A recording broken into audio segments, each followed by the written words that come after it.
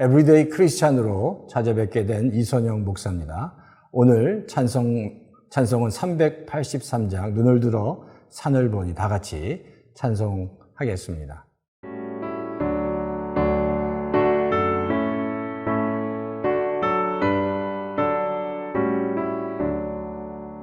눈을 들어 산을 보니 도움 어디서 오나 천지 지금 주 하나님 나를 도와주시네.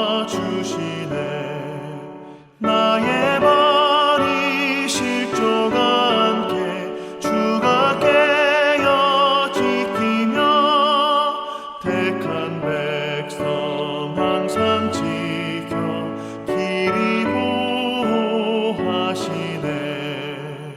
도우시는 하나님이 내게 그늘 되시니 낮의 해와 밤의 달이 너를 삼지 않겠네. 내게 화를 주지 않고 오늘 보호하시며 너의 주님 지금부터 영영 인도하시니.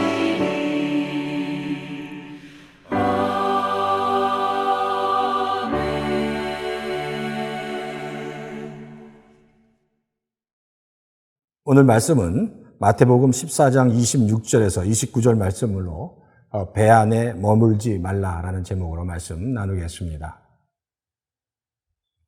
오늘 말씀 제가 봉독해 드리겠습니다. 제자들이 그가 바다 위로 걸어오심을 보고 놀라 유령이라 하며 무서워하여 소리 지르거늘 예수께서 즉시 이르시되 안심하라 나니 두려워하지 말라. 베드로가 대답하여 이르되 주여 만일 주님이시거든 나를 명하사 물 위로 오라 하소서 하니 오라 하시니 베드로가 배에서 내려 물 위로 걸어서 예수께로 가되. 세상은 보이는 것과 확실한 것을 추구합니다. 하지만 신앙은 보이지 않는 세계 안에 감추어져 있는 그 비밀, 믿음의 비밀과 그 신비를 추구하고 나아갑니다. 세상은 분명한 정보를 찾아서 확실한 길을 발견하려고 합니다. 하지만 신앙은 정보를 동하는 것이 아니라 말씀을 통해서 보이지 않는 영적인 세계, 믿음의 세계 속에 있는 하나님을 발견하며 찾아가는 여정입니다. 사실 이단의 특징을 보면 모든 영적인 현상들을 굉장히 논리적으로, 이성적으로 설명하려고 합니다. 그래서 어떤 교회가 이렇게 설명할 수 없는 영적인 진리들을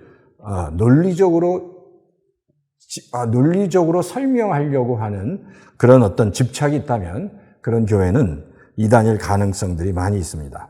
사실 신앙은 확실한 논리나 또 이성으로 설명되고 해석될 수 있는 것이 아니기 때문입니다.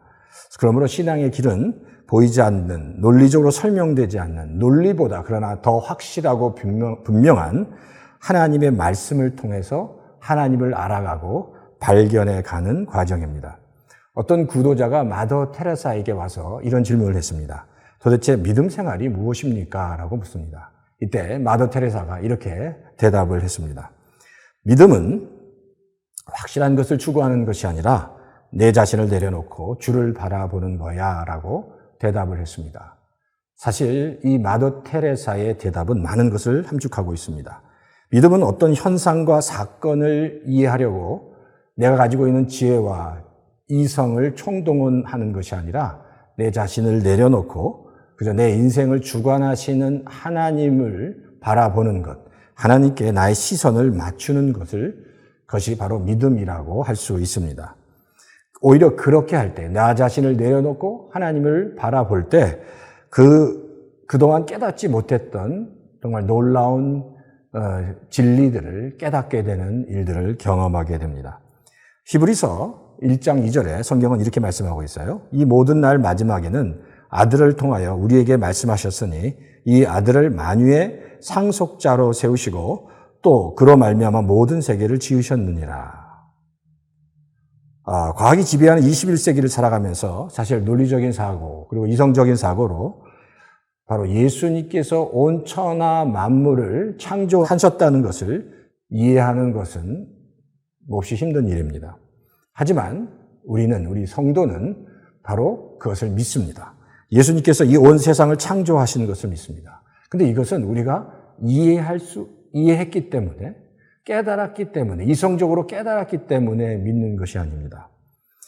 보이지 않는 영적인 세계를 깨닫는 데는 이성이 아니라 그 신비한 믿음을 통해서, 하나님께서 주신, 성령을 통해서 주신 그 믿음을 통해서 우리는 하나님의 그 놀라운 비밀과 진리를 깨달을 수 있는 겁니다. 사실 그렇기 때문에 신앙은 보이지 않는 믿음의 영역을 말씀을 통해서 바라보면서 그 가운데 하나님께서 어떻게 역사하시는가를 경험하고 하나님께 나아가는 것이 신앙이다라고 말씀할 수 있습니다. 다니엘과 세 친구 이야기에서 사실 다니엘의 세 친구는 하나님을 정말로 사랑했기 때문에 이성적으로는 자신들이 분명히 죽을 수밖에 없다는 것을 알면서도 그 풀무불에 들어간 겁니다.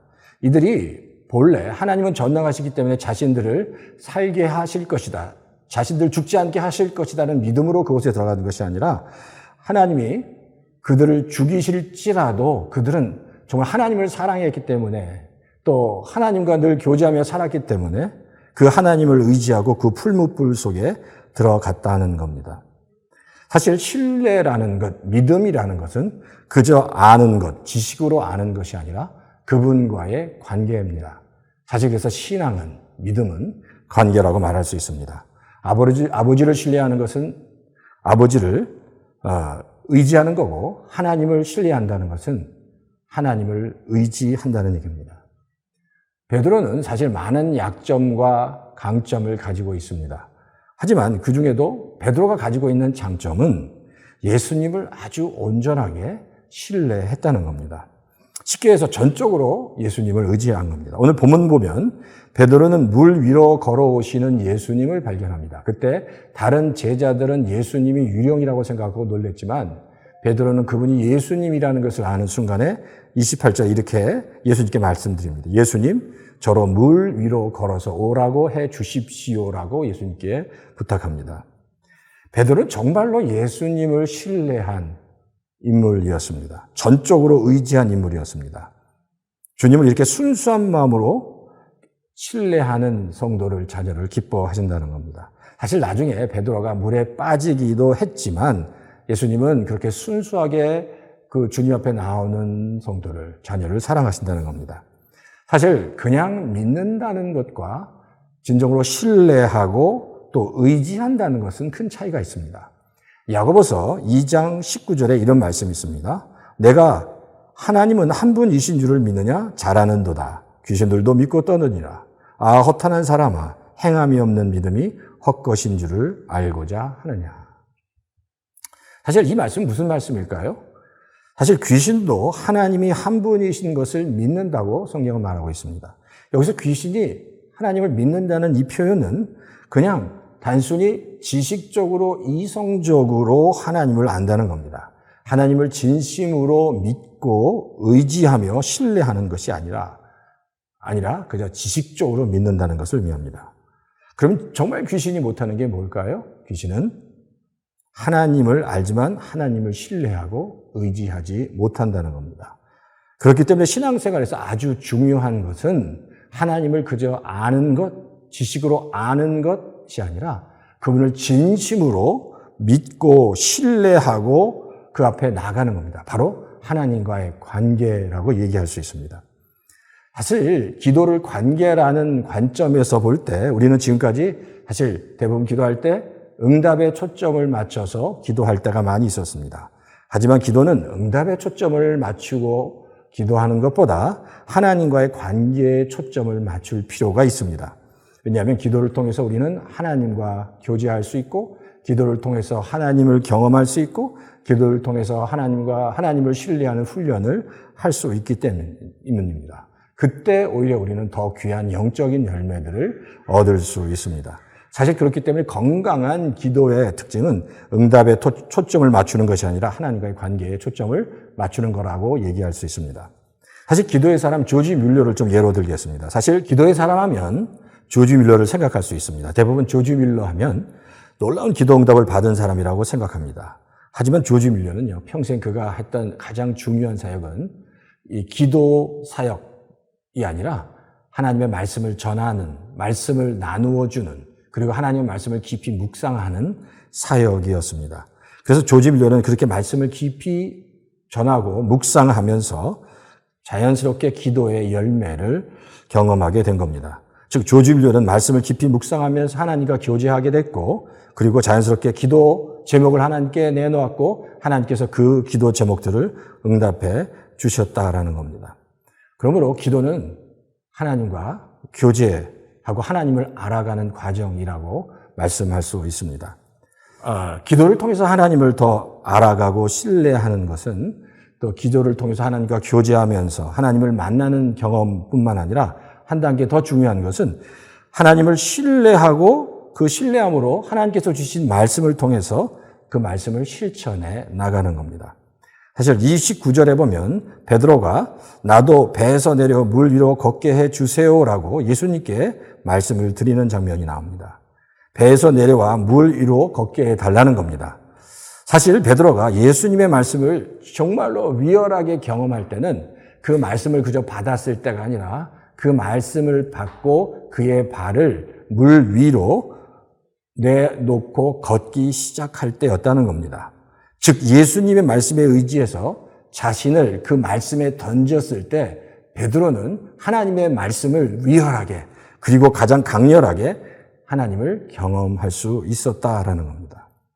성도가 언제 하나님을 더 많이 경험하게 될까요? 29절의 말씀처럼 그 말씀을 그저 가슴으로 머리로 아는 것이 아니라 그 말씀을 의지해서 자기의 몸과 자기의 삶을 던질 때 바로 성도는 하나님의 살아계심, 하나님의 역사를 경험할 수 있습니다.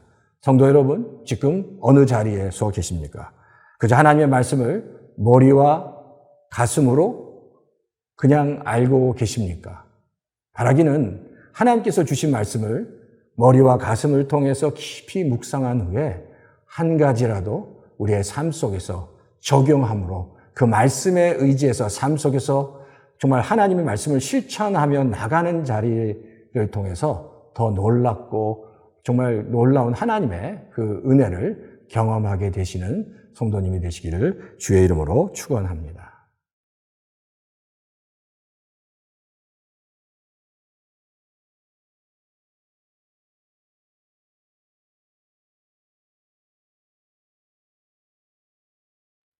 잠깐 기도하겠습니다. 하나님, 감사합니다.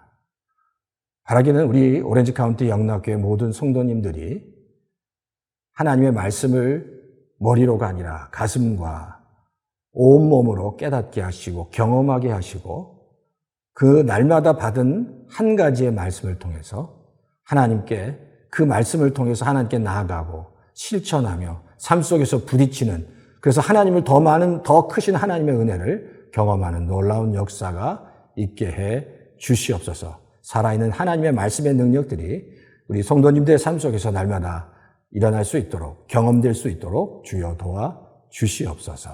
감사를 드리고 이 모든 말씀을 예수님의 이름으로 간절히 기도합니다. 아멘.